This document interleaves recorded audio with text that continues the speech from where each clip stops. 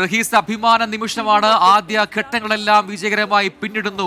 GSLVയുടെ കരുത്തൻ F-15 എന്ന് പറയുന്ന rocket. എന്താണ് ശ്രീഹരിക്കോട്ട സതീഷ് ധവാൻ സ്പേസ് സെന്ററിലെ ഇപ്പോഴത്തെ ഒരു ആംബിയൻസ്?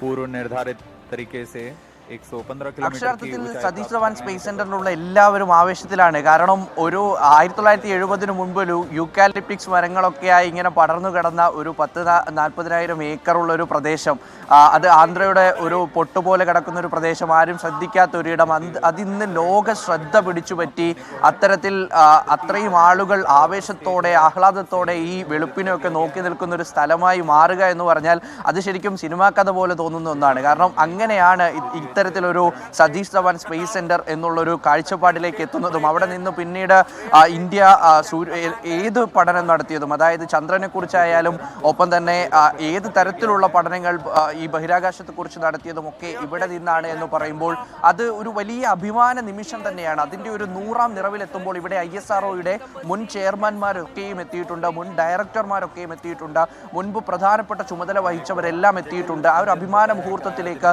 ഏവർക്കും സ്വാഗതം നൽകിയിട്ടുണ്ട്. അപ്പോൾ അവരെല്ലാം കൂടി അവിടെ ഇരുന്ന പഴയ ഓർമ്മകളൊക്കെ അയവിറക്കി അതങ്ങനെ ലക്ഷ്യസ്ഥാനത്തേക്ക് ഈ ഉപഗ്രഹവും 100ാം വിക്ഷേപണവും അതിൻ്റെ ലക്ഷ്യസ്ഥാനത്തേക്ക് എത്തുന്നതുമായി കാത്തിരിക്കുകയാണ്. അത് പ്രതീക്ഷിച്ച് അവർ അതിനു വേണ്ടിയിട്ടുള്ള ഓരോ നിമിഷങ്ങളും ഇങ്ങനെ എണ്ണിയിരിക്കുകയാണ്. കൃത്യം പറഞ്ഞാൽ ഒരു 20 മിനിറ്റാണ് വിക്ഷേപണത്തിന് ശേഷം ഭ്രമണപഥത്തിൽ എത്തുക എന്നുള്ളത് അറിയുന്നത്. നമുക്കറിയാം നമ്മുടെ PSLVയും GSLVയും ഒക്കെ കരുത്തനാണ്. ആ കരുത്തന്മാർ തന്നെയാണ് ഈ ശ്രീഹരിക്കോട്ടയെ ഒരു ഉരുക്കുകോട്ടയാക്കി മാറ്റിയത്. ഇന്ത്യയുടെ ബഹിരാകാശ രംഗത്തിലെ ഏറ്റവും പ്രധാനപ്പെട്ട നാഴികക്കല്ലായി, സുപ്രധാന പോയിന്റായി, വിക്ഷേപണ തറയായി, വിക്ഷേപണ കവാടമായി ഒക്കെയും മാറ്റിയെടുത്തത് സത്യത്തിൽ ഇവരെല്ലാവരും ചേർന്നിട്ടാണ്. ഇവരെല്ലാം ഇപ്പോൾ ഈ സ്ഥലത്തുണ്ട്. എവിടെ നിന്ന് ലോകത്തിൻ്റെ പല കോണുകളിൽ ഉണ്ടായിരുന്ന ഈ മനുഷ്യരെല്ലാവരും ഇന്ന് ഇവിടെ ചേർന്നുകൊണ്ട് ഈ ഒരു മുഹൂർത്തത്തിനെ വളരെ ആവേശത്തോടെയും ഒരു അഭിമാനത്തോടെയും ഒക്കെയാണ് കാണുന്നത്. കാരണം ഇവർ ചിലവഴിച്ച നിമിഷങ്ങൾ, ഇവർ നൽകിയ സമയം, ഇവരുടെ തല പുകച്ച ആ ഒരു നിമിഷങ്ങൾ, ആ ഒരു തലച്ചോറിൽ വിരിഞ്ഞ ചിന്തകൾ, ഇതൊക്കെ തന്നെയാണ് തീർച്ചയായിട്ടും ഇന്ത്യ ഇന്ന് ബഹിരാകാശ വൻപന്മാരുടെ നിലയിൽ ഏറ്റവും പ്രധാനമായും ഉറ്റുനോക്കുന്ന നിലയിലേക്ക് ഇന്ത്യയെ എത്തിച്ചിട്ടുള്ളത്. അതുകൊണ്ട് തന്നെയും അവരൊക്കെയും ഇവിടെയുണ്ട്. അല്പസമയത്തിനുള്ളിൽ തന്നെ, ഏതാണ്ട് ഒരു 10 മിനിറ്റിനുള്ളിൽ തന്നെ ഈ ഒരു മിഷൻ സക്സസ് ആകും എന്നുള്ള കാര്യം നമ്മൾ ഉറച്ചു വിശ്വസിക്കുന്നു, പ്രതീക്ഷിക്കുന്നു. അത് അങ്ങനെ തന്നെ ആകണം. കാരണം സെഞ്ചുറി അടിക്കുമ്പോൾ അതൊരു ഗ്ലാമറസ് ഷോട്ടിലായിരിക്കണം. ആ ഒരു ഗ്ലാമറസ് ഷോട്ടിന് വേണ്ടിയിട്ട് ഈ ISROയിൽ നിന്നും ഉയരുന്ന ഈ ഒരു വലിയ ഒരു കരഘോഷത്തിന് വേണ്ടിയിട്ടൊക്കെയാണ് നമ്മൾ കാത്തിരിക്കുന്നത്. നേരത്തെ നമ്മൾ ഈ 3ാമത്തെ വിക്ഷേപണ തറയെക്കുറിച്ചൊക്കെയും പറഞ്ഞു. അത് നമ്മൾ ഈ സ്പേസ് ഡോക്കിംഗ് ഒക്കെ ആയിട്ട് അടുത്ത് വന്നപ്പോഴാണ് ഏറ്റവും പ്രധാനമായും ഇത് നിർമ്മിക്കണം എന്നുള്ളൊരു കാര്യം വരുന്നത്. മാത്രമല്ല ഈ ബഹിരാകാശത്ത് മനുഷ്യനെ ഇറക്കാനുള്ള ഒരു വലിയ ദൗത്യത്തിലേക്ക് ISRO നീങ്ങുന്നു. സ്വന്തമായി ബഹിരാകാശ നിലയം എന്ന രീതിയിലേക്ക് നീങ്ങുന്നു. സ്പേസ് ഡോക്കിംഗ് ഒക്കെ നിസ്സാരമായി മറ്റ് രാജ്യങ്ങളൊക്കെ പലതവണ ട്രയൽ നടത്തി പരാജയപ്പെട്ട് പിന്നീട് സാധ്യമാക്കിയ ഒന്നിനെ ആദ്യ അറ്റംപ്റ്റിൽ തന്നെ ഇന്ത്യ നടപ്പിലാക്കി. അതിനായി 2ാമതൊരു മിഷൻ സ്റ്റാർട്ട് ചെയ്യേണ്ടി പോലും വന്നില്ല. അപ്പോൾ അത്തരത്തിൽ നടപ്പിലാക്കി നിൽക്കുന്ന ഒരു സതീഷ് ധവാൻ സ്പേസ് സെന്ററിനാണ് 3ാമത്തെ ഒരു ലോഞ്ച് പാഡ് കൂടി വരുന്നത്.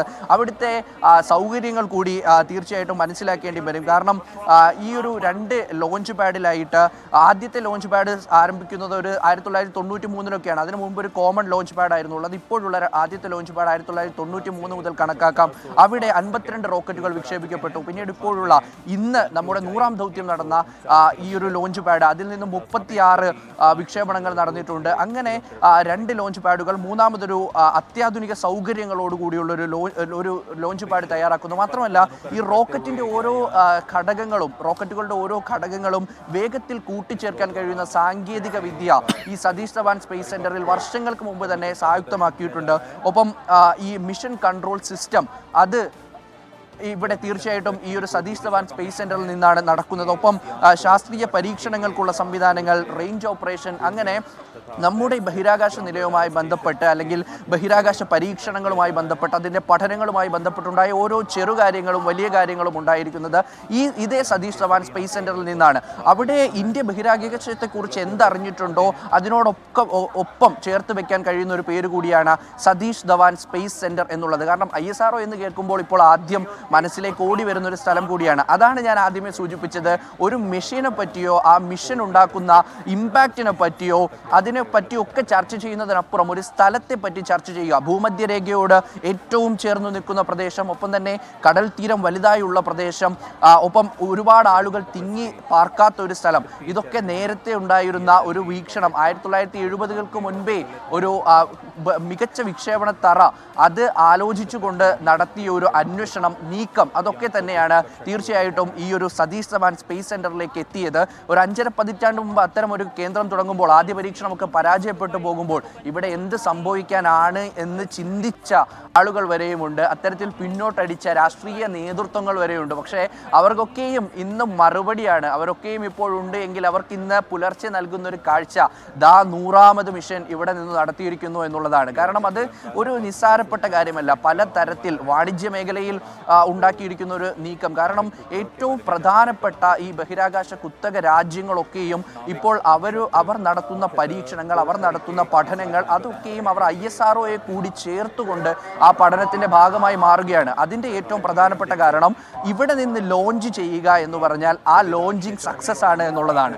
ആ സക്സസിന് കാരണമായിരിക്കുന്നത് നമ്മുടെ കരുത്തന്മാരായിട്ടുള്ള ലോഞ്ചേഴ്സ് ആണ്. അതിൽ PSLVയും ഈ GSLVയും ഒക്കെ പെടും. കാരണം എത്ര ഭാരമുള്ള ഉപഗ്രഹങ്ങളായാലും അതിനെ ഭ്രമണപഥത്തിലേക്ക് കൃത്യമായി എത്തിക്കാൻ അതിന് കൃത്യമായി കഴിയുന്ന ഒരു ലോഞ്ചേഴ്സ് ഇവിടെ ഉണ്ട്. അത്യാധുനിക സൗകര്യങ്ങളുണ്ട്. അവസാന നിമിഷം ഉണ്ടാകുന്ന ഏതൊരു പ്രശ്നത്തിനെയും തടയിടാൻ, അതിനോട് കിടപിടിക്കാനൊക്കെ കഴിയുന്ന തരത്തിലുള്ള സംവിധാനങ്ങൾ ഇവിടെ ഒരുക്കി വെച്ചിട്ടുണ്ട്. അതുകൊണ്ടാണ് ഇലോൺ മസ്കിന്റെ ഈ പറയുന്നത് പോലെ പുതിയ സംരംഭങ്ങളിൽ ഇന്ത്യ കൂടി പാർട്ടാവും എന്ന വാർത്തകളൊക്കെ വരുന്നത്.